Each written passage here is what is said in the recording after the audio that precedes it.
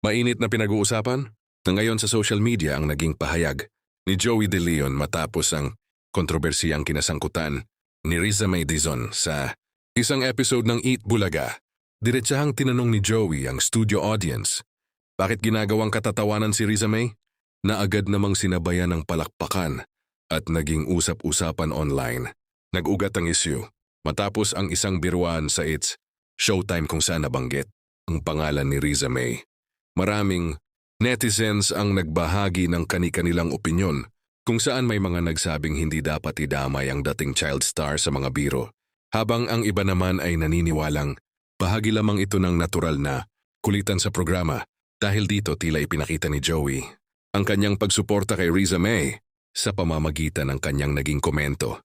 Marami ang nagpahayag ng paghanga sa TV host dahil sa paninindigan nitong ipagtanggol ang isa sa mga naging kinikilalang batang personalidad ng Eat Bulaga.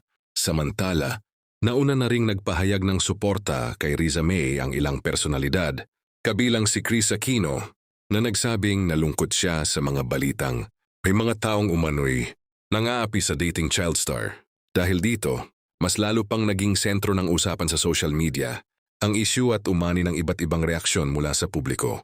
Sa kasalukuyan, patuloy pa ring pinag-uusapan online ang naging pahayag ni Joey De Leon at ang kontrobersiyang kinasasangkutan si Riza May Dizon.